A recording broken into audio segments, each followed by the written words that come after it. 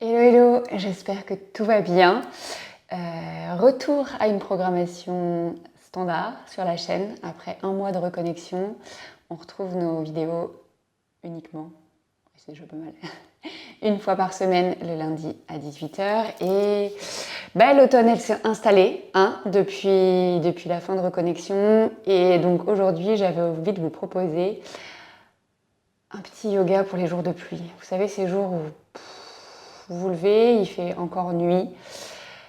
Et encore plus nuit parce qu'il pleut et que le ciel il est tout couvert, qu'on a l'impression que la journée est une nuit qui n'en finit pas. Et donc du coup, on va prendre le temps de s'étirer, de bouger tranquillement sur le tapis pour se redonner un petit coup de jus. Ok, du coup, il n'y a pas besoin de matériel particulier pour notre pratique aujourd'hui. Juste peut-être le tapis, une tenue confortable pour bouger. Et on est parti.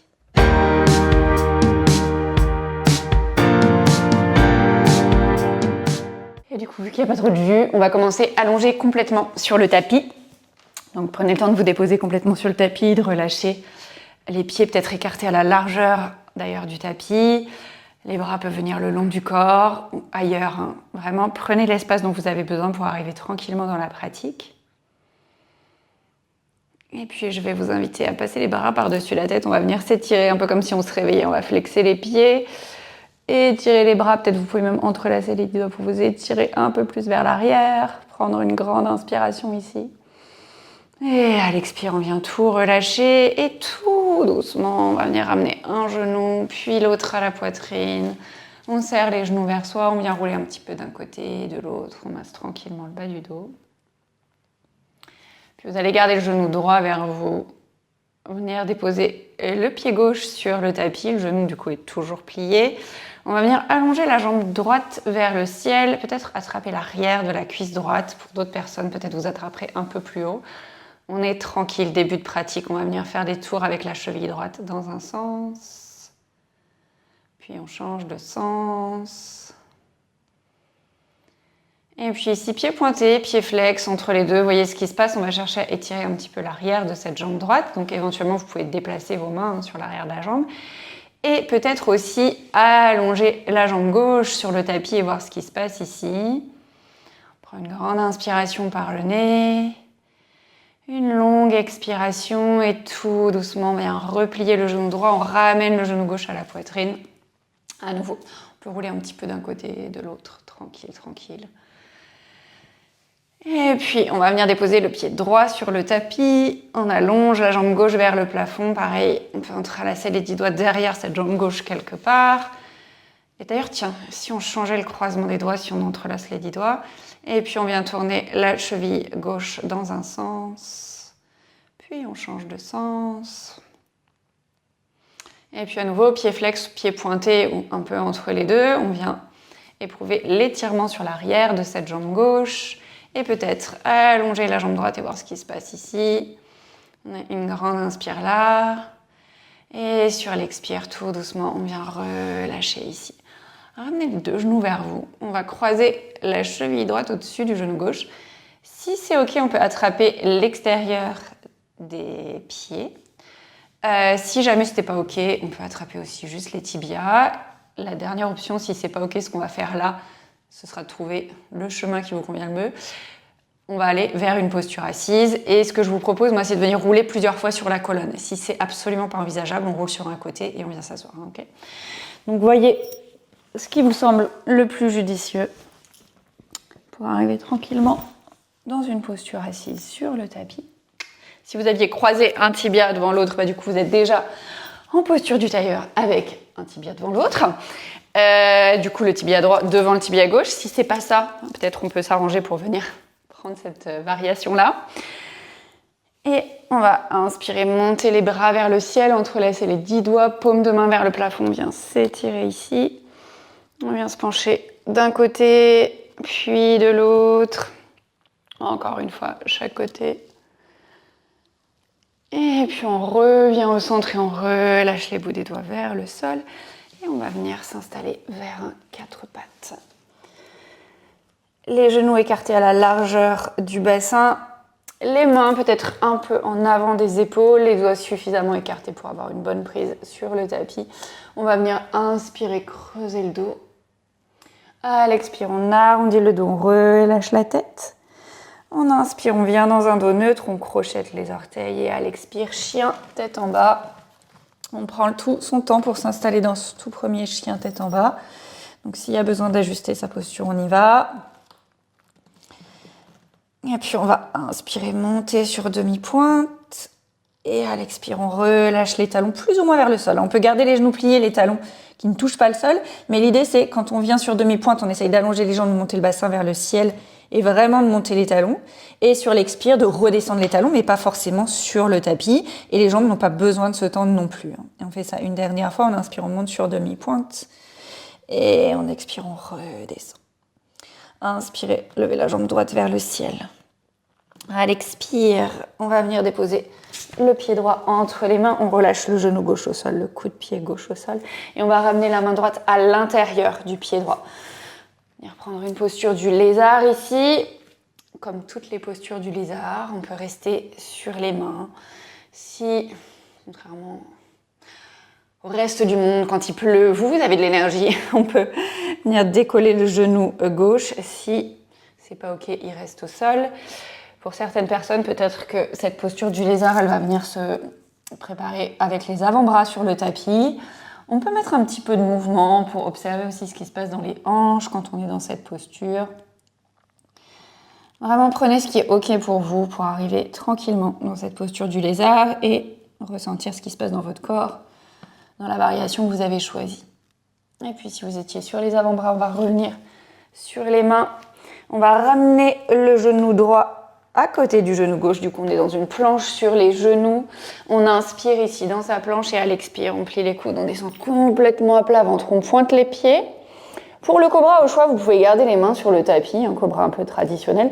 Si vous voulez un peu plus d'espace, peut-être on peut amener les mains de chaque côté plus loin de la poitrine en ayant les mains à l'extérieur du tapis. Pardon, c'était très très long pour vous dire ça. On inspire, on vient redresser le buste ici. Et à l'expire, on vient relâcher le front sur le tapis. On va refaire ça encore une fois. Vous pouvez rester dans la même variation. Vous pouvez changer de variation, c'est vous qui voyez. On inspire, on soulève le buste. Et on expire, on relâche. On fait ça encore une dernière fois. Pareil, vous pouvez encore changer de variation si vous le souhaitez. On inspire, on soulève le buste. Et on expire, on relâche. Et là, dans tous les cas, on va ramener les mains sur le tapis et retrouver un chien tête en bas.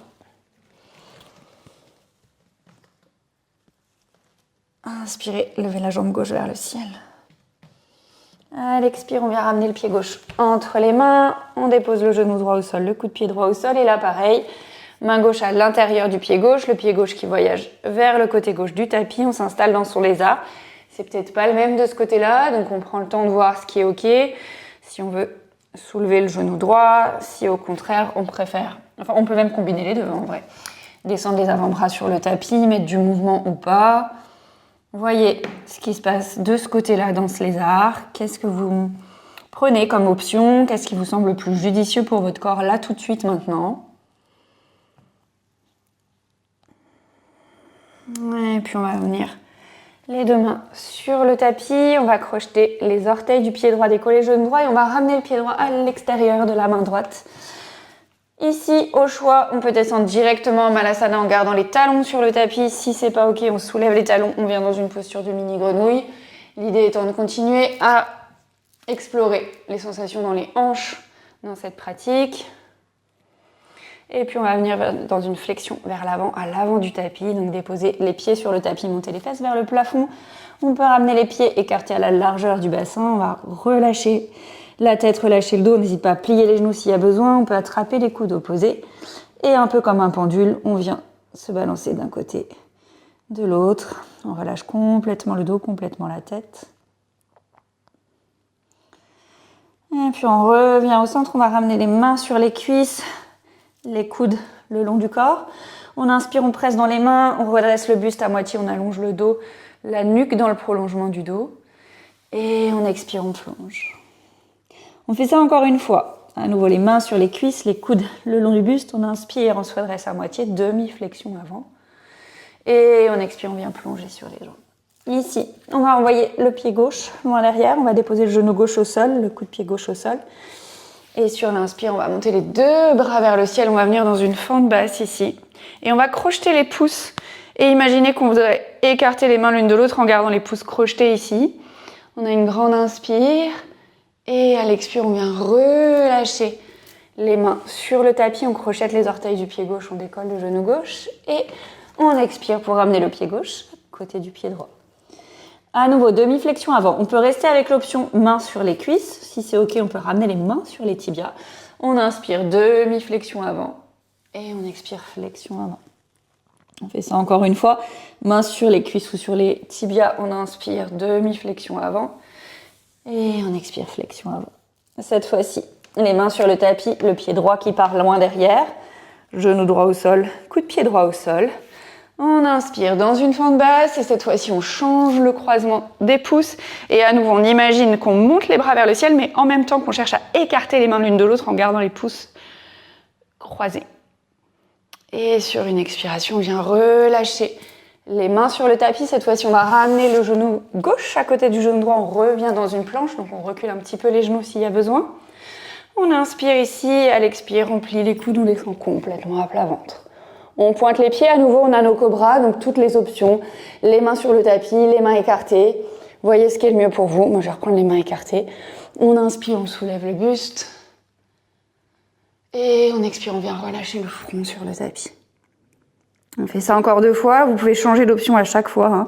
On inspire, on soulève le buste. Et on expire, on vient relâcher le front sur le tapis.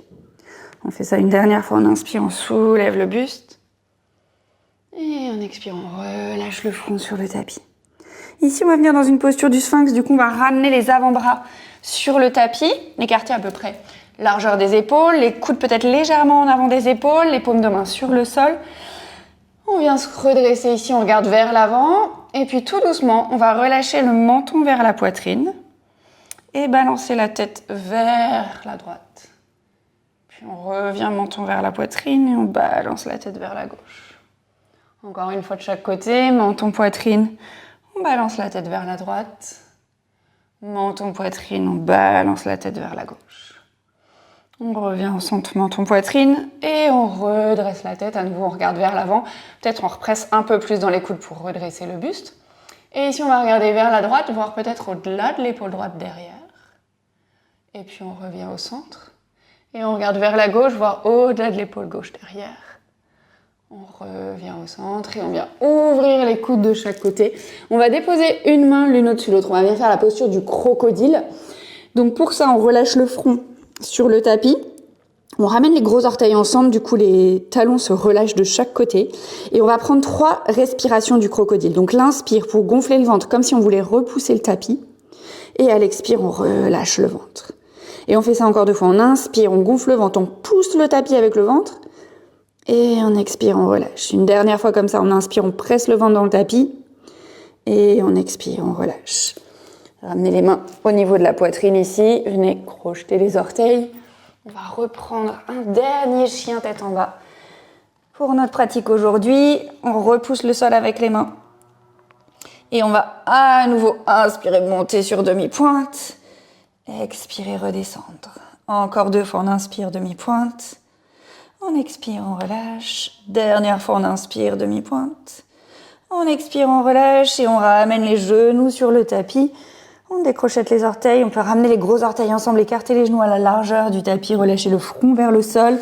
Peut-être même ramener les bras le long du corps. Vos options dans cette posture de l'enfant. On a une grande inspiration ici. Une grande expiration. Et puis tout doucement, venez vous redresser. On va terminer dans une posture assise.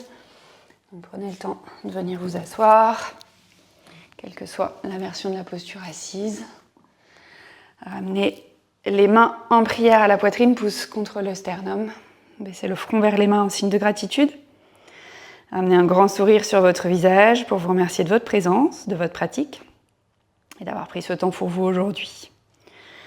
Merci tout le monde, j'espère que cette pratique vous a fait du bien, vous a sorti un petit peu de votre léthargie de cette journée pluvieuse. Et puis s'il pleuvait pas, j'espère que ça vous a fait du bien quand même. Dans tous les cas, si ça vous a plu, n'oubliez pas, lâchez un pouce en l'air. Dites-moi dans les commentaires d'ailleurs comment s'est passée votre pratique. Je suis toujours très contente de pouvoir échanger avec vous une fois que vous avez suivi les cours. Et si vous êtes tombé ici complètement par hasard et que vous vous dites que ce serait bien de pratiquer régulièrement le yoga, vous pouvez vous abonner à la chaîne. Il y a une nouvelle vidéo qui tombe tous les lundis à 18 h. Et moi je vous dis à très vite pour une prochaine pratique.